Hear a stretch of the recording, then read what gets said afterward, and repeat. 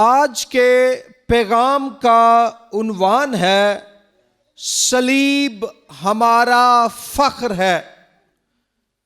सलीब हमारा फख्र है। इन दिनों हम ईस्टर यानी कि अपने खुदावंद यस्सु मसीह के जी उठने के दिन का जश्न मनाने की तैयारी कर रहे हैं। तो उस एतबार से ये बड़ा ही मौजू टॉपिक है।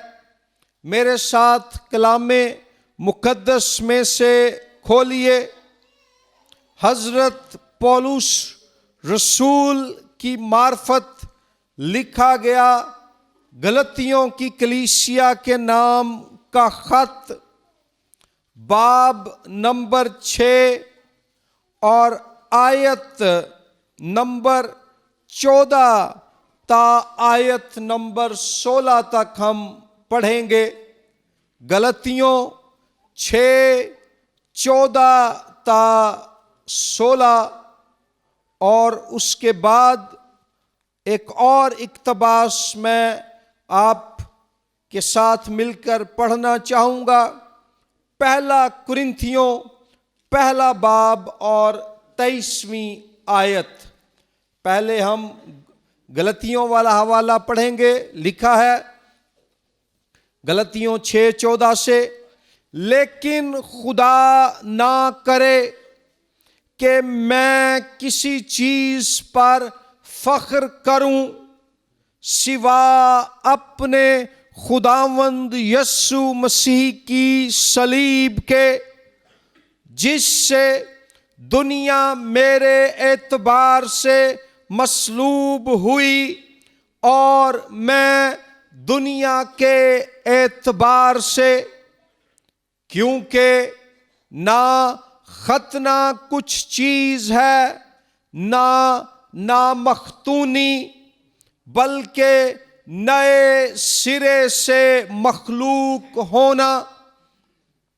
और जितने इस कायदे पर चलें उन्हें और खुदा के इस्राएल को इत्मीनान और रहम हासिल होता रहे।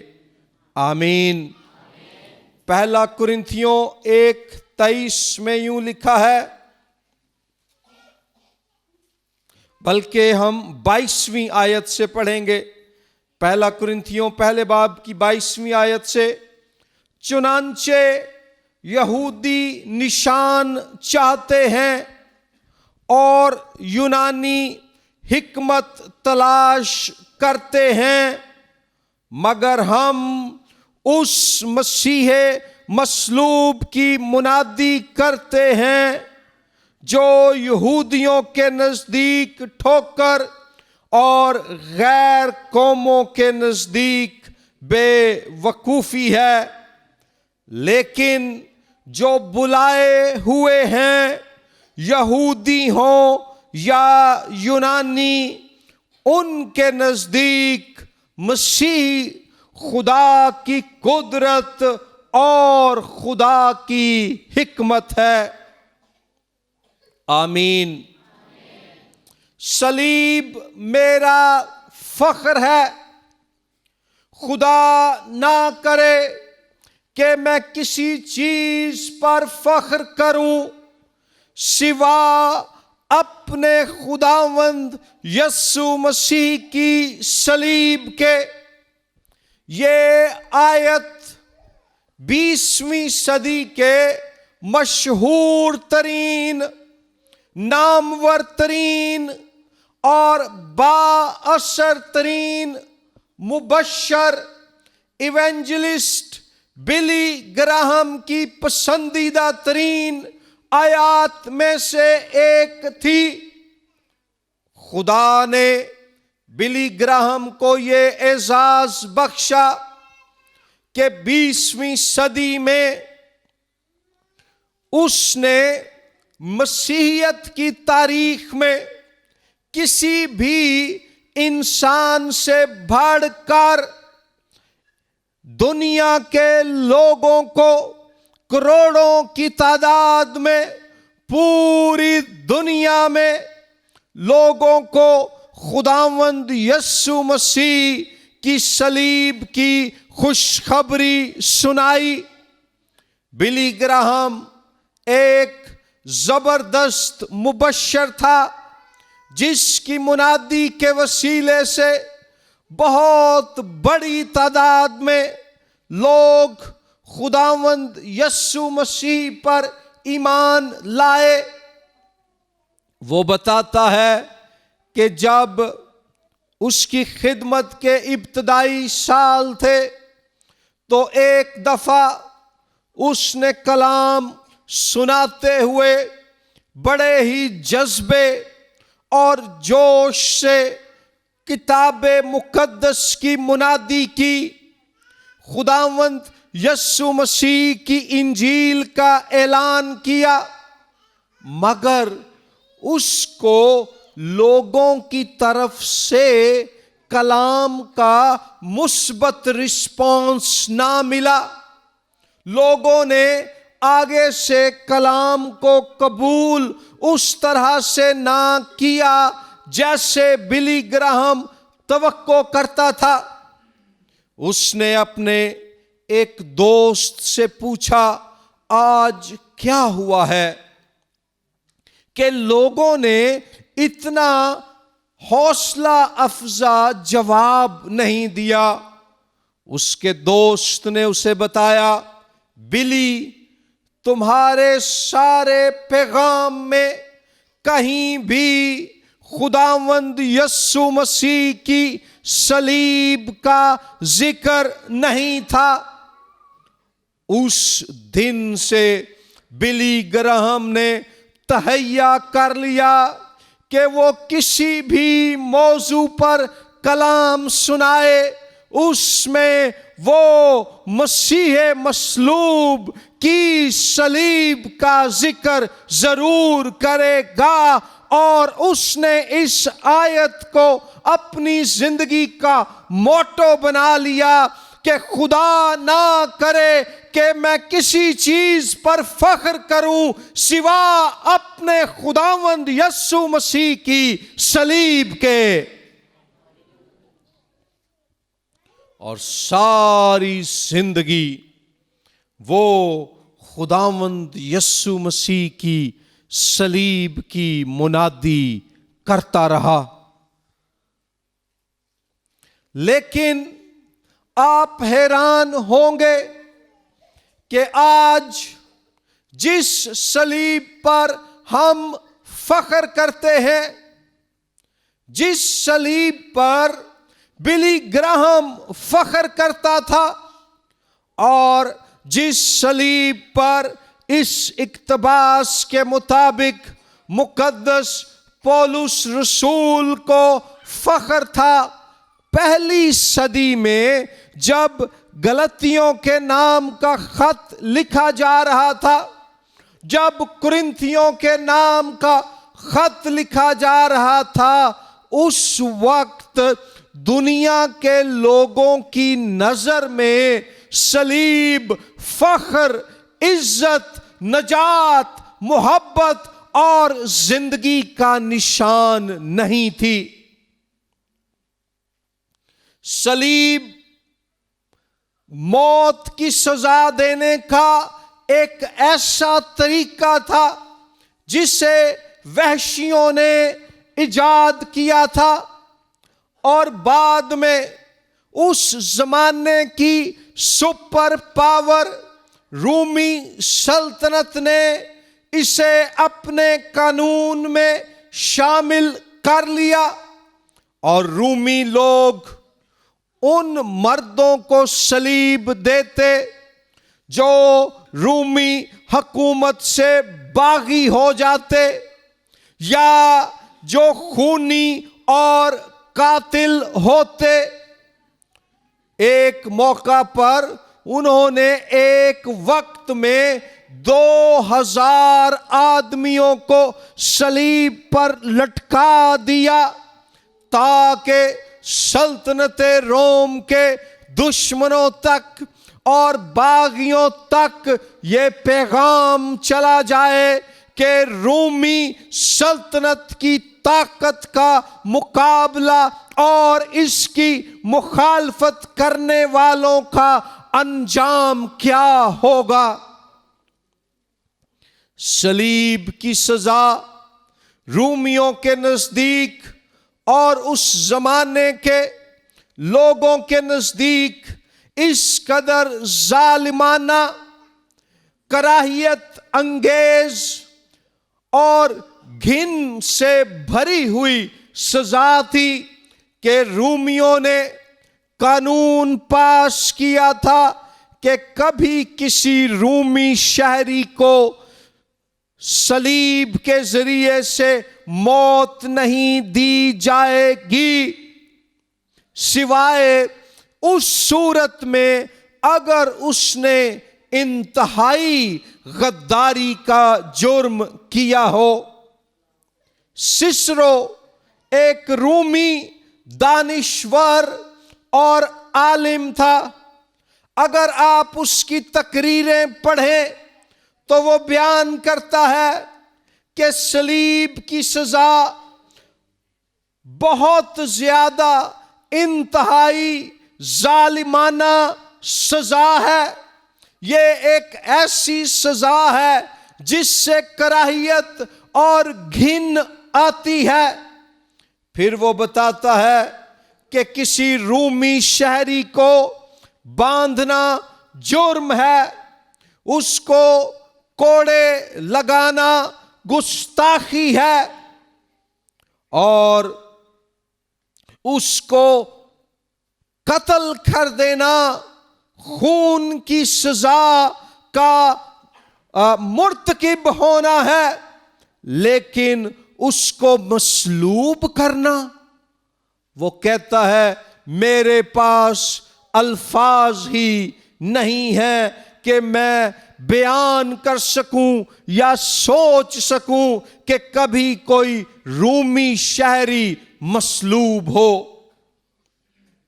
फिर सिसरो बयान करता है कि सलीब का लफ्ज रूमी शहरी के लिए कभी इस्तेमाल भी ना हो कि उसको ये सजा दी जाए। रूमी लोग अपनी महफिलों में, अपनी मीटिंगों में सलीब का जिक्र तक करना पसंद नहीं करते थे, क्योंकि इसके जिक्र ही से उनके रोंगटे खड़े हो जाते और उन्हें घिन आती, उन्हें परेशानी और बेचैनी होती। रूमियों के साथ साथ उस जमाने में यहूदी लोग भी सलीब से नफरत करते थे। यहूदियों के सलीब से नफरत करने की वजह फर्क थी।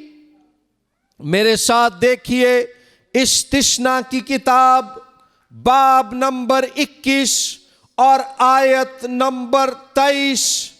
इस्तिस्ना 21-23, बल्कि हम भी ये 22वीं आयत ही से पढ़ेंगे ताकि आपको पूरा कॉन्टेक्स्ट मिल जाए। इस्तिस्ना 21-22-23 में लिखा है, और अगर किसी ने कोई ऐसा गुनाह किया जिससे उसका कत्ल वाजिब हो और तू उसे मार कर दरख्त से टांग दे, तो उसकी लाश रात भर दरख्त पर लटकी ना रहे, बल्कि तू उसी दिन उसे दफन कर देना, क्योंकि जिसे फांसी मिलती है वो खुदा की तरफ से मलाऊन है, यानी लानती है। ता ना हो कि तू उस मुल्क को नापाक कर दे जिसे खुदावन तेरा खुदा तुझको मिरास के तौर पर देता है। जिसको दरख्त पर टांग कर, लकड़ी पर लटका कर मौत की सजा दी गई हो, वो लानती है। इसी बात को पौलुस रसूल गलतियों 3:13 में बयान करता है। वो कहता है, मसीह जो हमारे लिए लानती बना, उसने हमें मोल लेकर शरीयत की लानत से छुड़ाया, क्योंकि लिखा है कि जो कोई लकड़ी पर लटकाया गया है वो लानती है। इसीलिए पहला कुरिन्थियों पहले बाब में हमने पढ़ा आयत नंबर 22 और 23 में कि मसीह मसलूब की मुनादी, सलीब का पैगाम यहूदियों के नजदीक ठोकर है। मतलब यह है कि जब यहूदियों को मसीही जाकर ये बताते कि हमारा मसीहा नजात दहिंदा, यहूदियों का बादशाह यस्सु की सूरत में दुनिया में आ गया और सलीब पर मसलूब हुआ, सलीब पर जान दी, कुर्बानी दी, कफारा दिया, तो यहूदियों को ठोकर लगती, क्योंकि वो दरख्त, लकड़ी या सलीब में फर्क नहीं करते थे और ये कहते थे कि सलीब पर लटकाया जाने वाला शख्स तो लानती कहलाता है और तुम उसे बादशाह और नजात दहिंदा कह रहे हो। तुम गुमराह हो गए हो, तुम्हारा दिमाग चल गया है, तुम्हारी अकल बेकार हो गई है, तुम्हारी बातों से हमें ठोकर लगती है, हमें गुस्सा आता है, हमें नाराजगी का एहसास होता है, क्योंकि तुम गुमराही फैला रहे हो। और रूमी लोग बेवकूफी इस बात को समझते, वो हंसते, क्योंकि जो शख्स मसलूब किया जाता उस जमाने के दस्तूर के मुताबिक उसको मुकम्मल तौर पर बरहना यानी नंगा करके वो सलीब पर कीलों के साथ जड़ते और किसी ऊंची पहाड़ी या चौक में उसकी सलीब को नस्ब कर देते। आज हम खुदावंद यस्सु मसीह की तस्वीर देखते हैं कि वो सलीब पर है, उसके जिस्म के गिर्द कपड़ा लिपटा हुआ है। ये शर्मो हया के तकाजों को पूरा करने के लिए है। सलीब की सजा मसलूब होने वाले के लिए नफ्सियाती तौर पर अजियतनाक सजा होती थी। बड़े बाजार या ऊंची पहाड़ी पर सारे गांव के सामने उसको नंगा करके लटका दिया जाता। फिर समाजी एतबार से ये उसके खानदान के लिए शर्मनाक वाकया होता था। सब लोग कहते कि फलां का बेटा या फलां का भाई मसलूब किया गया है। फिर रूमी कानून के एतबार से ये एक बागी, डाकू और खूनी की मौत कहलाती। मूसवी शरीयत के एतबार से एक लानती की मौत और जिस्मानी तकलीफ के एतबार से इंतहाई दर्दनाक मौत। मगर सवाल पैदा होता है कि ऐसी अलमनाक, वहशतनाक, दहशतनाक, खौफनाक और गमनाक मौत को और ऐसे डरा देने वाले, खौफ ज़दा कर देने वाले निशान सलीब को क्यों मसीहियों ने अपना मजहबी निशान बना लिया?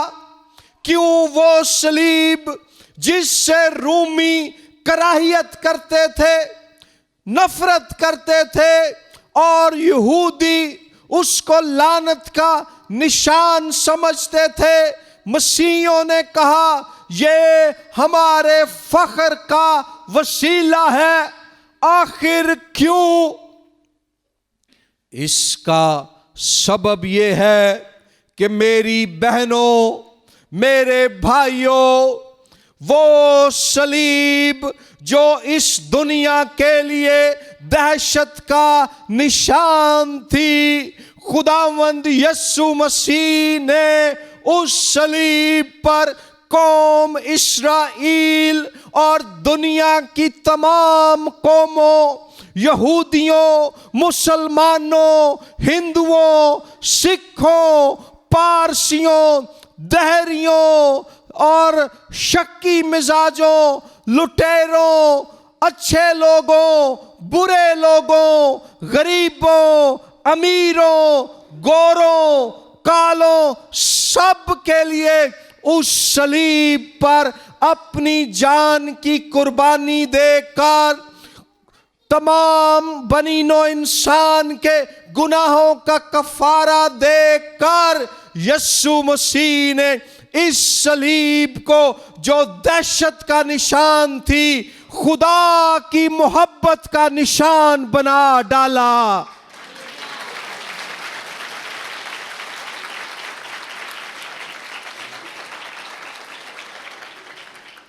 वो सलीब जो दुनिया के लोगों के लिए मौत का निशान थी, यीशु मसीह ने उस सलीब पर जान देकर उसे जिंदगी का निशान बना डाला।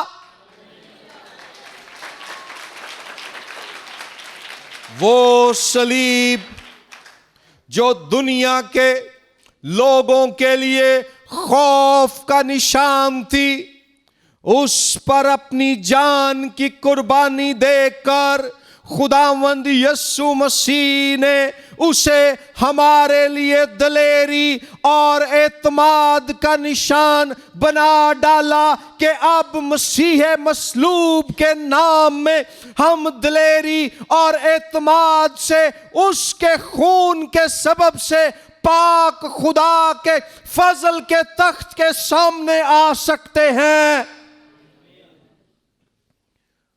वो सलीब जो दुनिया के लोगों के लिए शर्मिंदगी का निशान थी, यीशु मसीह के सलीबी कफारे के बाद मसीहियों के लिए फख्र का निशान बन गई।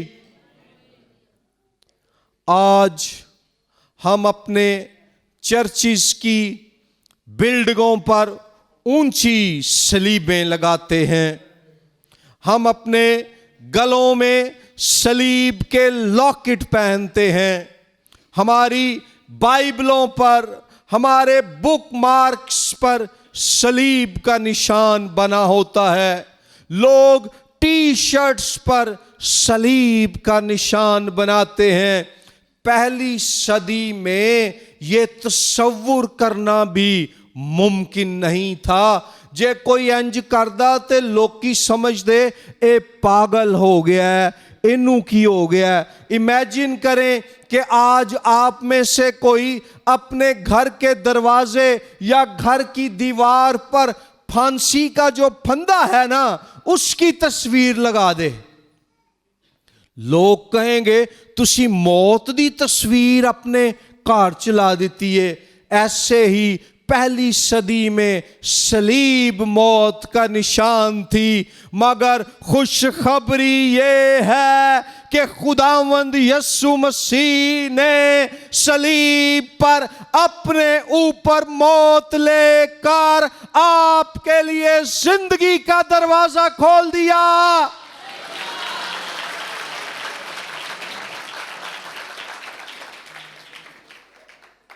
सलीब, क्या हुआ सलीब पर कि आज सलीब हमारी निजात का, हमारी मखलसी का वसीला है। मेरे साथ खोलिए 2 कुरिन्थियों 5वां बाब 21वीं आयत। 2 कुरिन्थियों 5वां बाब 21वीं आयत लिखा है, जो गुनाह से वाकिफ ना था उसी को उसने हमारे वास्ते गुनाह ठहराया, ताकि हम उसमें होकर खुदा की रास्तबाजी हो जाएं। इंसान गुनाहगार था, इंसान गुनाहगार है। अपने गुनाह के बायस इंसान खुदा की अदालत के नीचे है, खुदा के सच्चे इंसाफ की रोशनी में सजा का हकदार है। इंसान गुनाहगार है, खुदा पाक है। इंसान नारास्त है, खुदा रास्त है।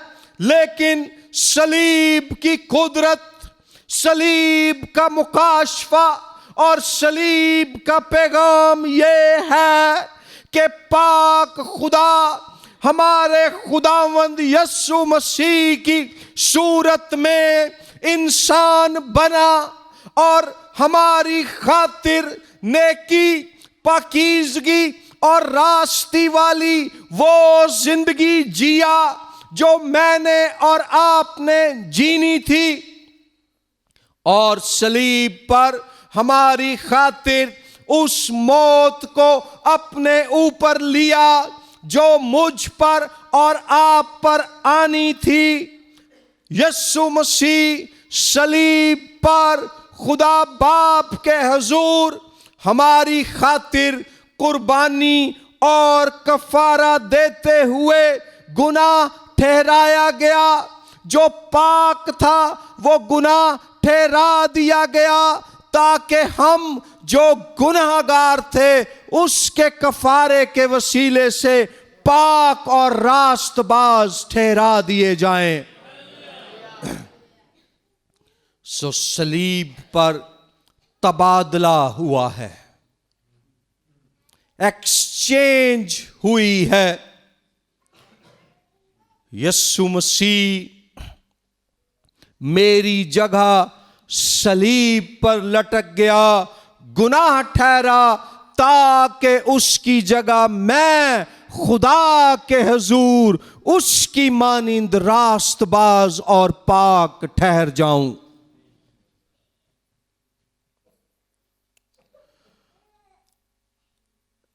कलवरी के पहाड़ पर यीशु मसीह की सलीब वो मकाम है जहां खुदा की मोहब्बत और खुदा की अदालत की मुलाकात होती है। खुदा की अदालत यीशु मसीह पर नाजिल होती है और ओदी मोहब्बत दा दरिया तो डेली जारी हो जाता है।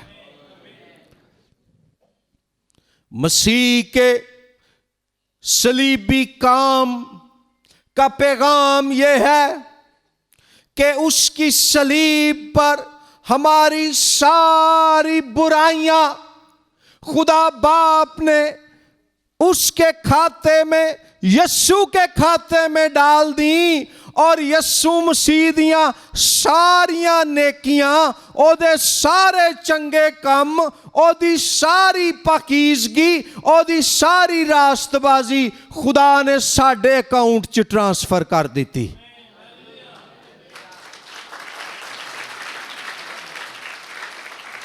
इसलिए जो कोई भी आज मसीह मसलूब पर ईमान लाते हैं, सलीब के पैगाम को कबूल करते हैं, वो खुदा के हुजूर मुफ्त रास्तबाज ठहरते हैं। मेरे साथ खोलिए मुकद्दस पौलुस रसूल का खत रोमियों की कलीसिया के नाम 3 बाब और 24वीं आयत। रोमियों 3:24 लिखा है, मगर उसके फजल के सबब से, यानी खुदा के फजल के सबब से, उस मखलसी के वसीले से जो मसीह यस्सु में है, मुफ्त रास्तबाज ठहराए जाते हैं। उसे खुदा ने उसके खून के बायस एक ऐसा कफारा ठहराया जो ईमान लाने से फायदा मंद हो, ताकि जो गुनाह पेशतर हो चुके थे और जिनसे खुदा ने तहम्मुल करके तरह दी थी, उनके बारे में वो अपनी रास्तबाजी जाहिर करे, बल्कि इसी वक्त उसकी रास्तबाजी जाहिर हो, ताकि वो खुद भी आदिल रहे और जो यस्सु पर ईमान लाए उसको भी रास्तबाज ठहराने वाला हो। गौर कीजिए, लिखा है आयत नंबर 24 में, हम मुफ्त रास्तबाज ठहराए जाते हैं। मुफ्त इसलिए कि कीमत यस्सु मसीह ने अदा कर दी है। और फिर लिखा है रास्तबाज ठहराए जाते हैं, उसकी रास्तबाजी जाहिर हो, वो रास्तबाज ठहराने वाला हो। यूनानी जुबान च रास्तबाज ठहरान लई लफ्ज़े डी कायो ऊ, मेरे नाल जरा बोलो, डी कायो ऊ। थोड़ी जी यूनानी सीख लो, डी कायो ऊ। इस लफ्ज का मतलब है, पहली सदी में जो है वो है मुल्जिम को जज की तरफ से अदालत में बरी कर देना, बेगुनाह करार दे देना, बेइल्जाम ठहरा देना, बरी कर देना। यह एक अदालती इस्तिलाह थी जो उस जमाने में इस्तेमाल होती थी। यहां जब लिखा है कि खुदा ने यस्सु मसीह को एक ऐसा कफारा ठहराया जिसके नतीजे में हम मुफ्त रास्तबाज ठहराए जाते हैं, तो इसका मतलब यह है कि खुदा ने यस्सु मसीह दी सलीबी कुर्बानी दे वसीले नाल ਉਹਨਾਂ ਨੂੰ ਜਿਹੜੇ ਉਹਦੇ ਨਾਂ ਤੇ ਸੱਚਾ ਈਮਾਨ ਲਿਆਂਦੇ ਨੇ, खुदा ने अपनी अदालत च ਉਹਨਾਂ ਨੂੰ ਬਰੀ करार दे ਦਿੱਤਾ। ਤੇ ਹੁਣ ਜਦੋਂ खुदा ਉਹਨਾਂ ਤੇ ਨਿਗਾਹ ਕਰਦਾ ਵੇ ਤੇ ਉਹਨੂੰ ਗੁਨਾਹਗਾਰ परवीन बीबी या गुनाहगार आशक मसीह नजर नहीं आंदा, बल्कि ओनू अपने बेटे यस्सु मसीह दी रास्तबाजी ते पाकीज़गी नजर आंदी है, क्योंकि भैन परवीन भी ते भाई आशक भी यस्सु ते ईमान लिया के मसीह च आ गए ने।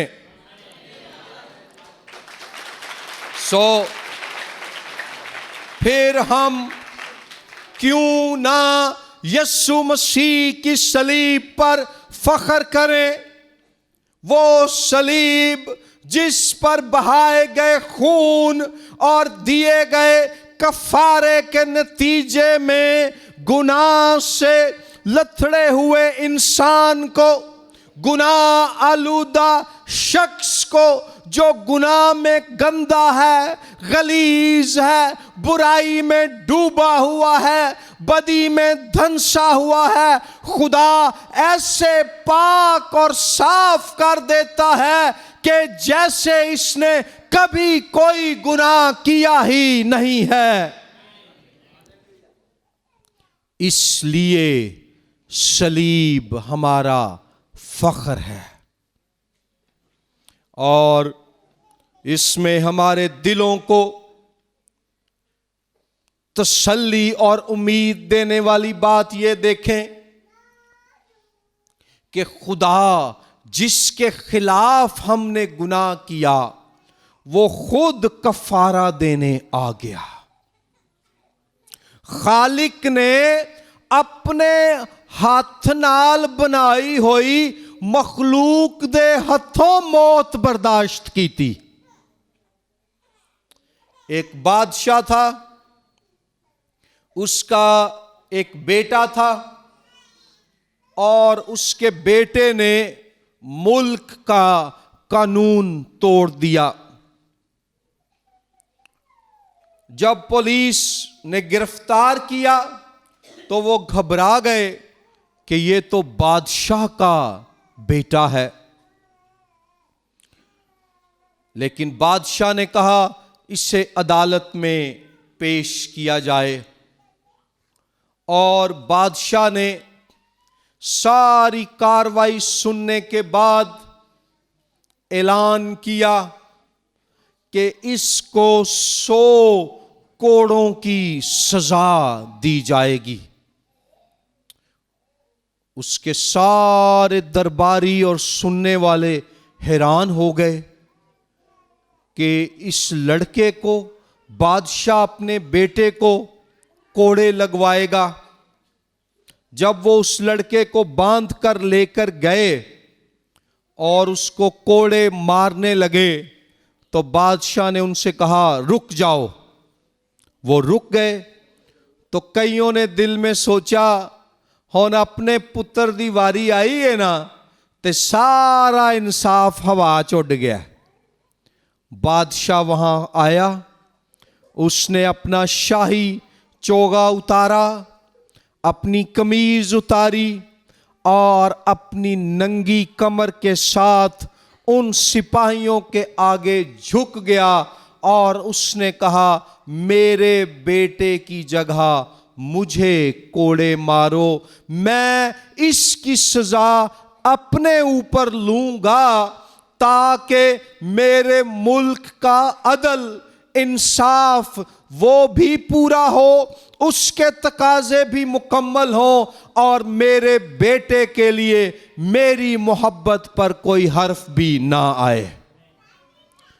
ऐसे ही खुदा यीशु मसीह की सूरत में इंसान बना और हम जो उसके बागी बेटे और बेटियां थे, हमारी जगह उसने कोड़े खाए, उसने अपने चेहरे पर थुकवाया, उसने जो है अपने हाथों में कील ठुंकवाए, उसके सर पर कांटों का ताज रखा गया, उसकी पसली में नेजा मारा गया और बिल आखिर जख्मों की ताब ना लाकर वो मर गया।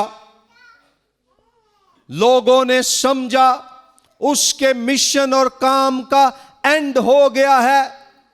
और याद रखें कि खुदावंद यीशु मसीह से पहले और उसके बाद new testament scholar NT. Right के मुताबिक 1 दर्जन लोगों ने 12 दर्जन लोगों ने दावा किया था कि वो इस्राएल का मसीहा है, वो खुदा की बादशाही और नजात लेकर आए हैं। लेकिन वो सब के सब मर गए, कब्रों में पड़े रहे। अगर यीशु मसीह भी मरा ही रहता तो वो हमारी ही तरह का एक गुनाहगार कहलाता, क्योंकि कलाम में लिखा है कि गुनाह की मजदूरी मौत है, मौत का इख्तियार हार उस शख्स पर है जिसने गुनाह किया है, और दुनिया का हर इंसान जो आए, जो मौजूद हैं और जो आएंगे, सिवाय हमारे खुदावंद यीशु मसीह के, वो गुनाहगार ठहरे। मौरूसी तौर पर भी गुनाहगार, यानी गुनाहगार फितरत और रुझान अपने अंदर रखना, और अमली तौर पर भी गुनाहगार के उस गुनाह को अमल की शक्ल इख्तियार करना। लेकिन कलाम मुकद्दस की गवाही ये है, बाइबल मुकद्दस का बयान ये है कि हमारा खुदावंद यीशु मसीह, जिसको कब्र में डाला गया, मगर कब्र उसे अपने कब्जे में ना रख सकी, मौत उसे अपने शिकंजे में ना फंसा कर कैद कर सकी, इब्लीस और उसकी बदरूहों के मंसूबे उस पर गालिब ना आ सके। यहूदी मजहबी लीडरों और रूमी हुकूमत का लगाया गया, रखा गया बहुत बड़ा वजनी पत्थर कारगर साबित ना हुआ, और खुदावंद यीशु मसीह तीसरे दिन पाक रूह की कुदरत से मौत के बंद खोलकर कब्र के पत्थर को हटाकर जिंदा वापस आ गया और ऐलान किया कि देखो, मैं मर गया था मगर अब जिंदा हूं और अब्दुल आबाद जिंदा रहूंगा।